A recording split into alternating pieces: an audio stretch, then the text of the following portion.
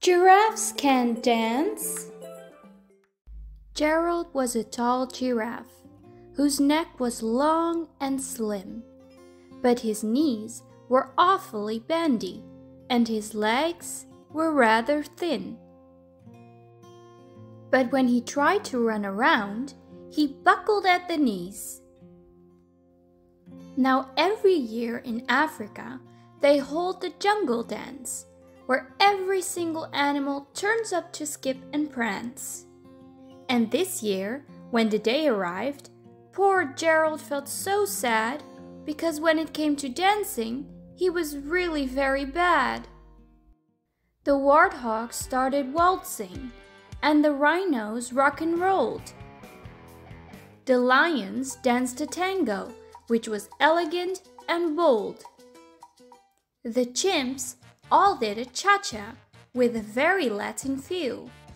And 8 baboons then teamed up for a splendid Scottish reel.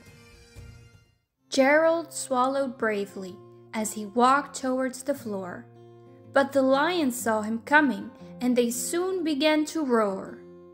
"Hey, look at clumsy Gerald!"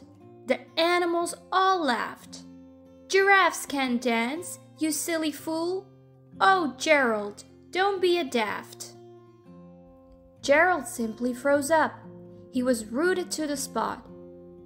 "They're right," he thought. "I'm useless. Oh, I feel like such a clod."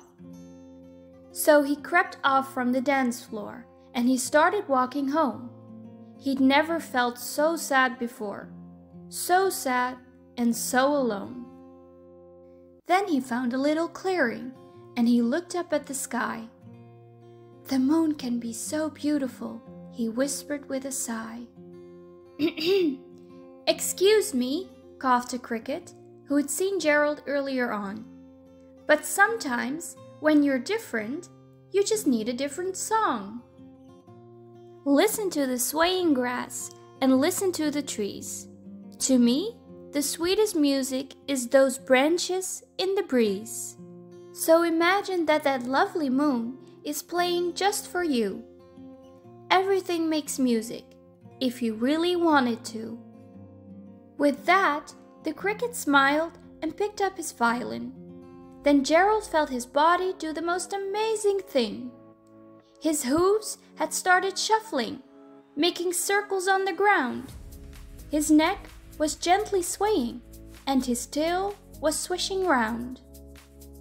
He threw his arms out sideways, and he swung them everywhere. Then he did a backward somersault and leaped up in the air. Gerald felt so wonderful. His mouth was open wide. "I'm dancing! Yes, I'm dancing! I am dancing!" Gerald cried. Then one by one, each animal who'd been there at the dance arrived while Gerald boogied on and watched him quite entranced. They shouted, "It's a miracle! We must be in a dream! Gerald's the best dancer that we've ever seen!" "How is it you can dance like that? Please, Gerald, tell us how." But Gerald simply twizzled around and finished with a bow. Then he raised his head and looked up at the moon and stars above.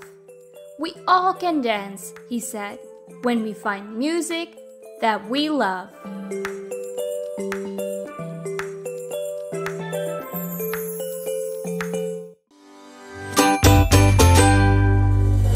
Thank you for watching and see you at the next story.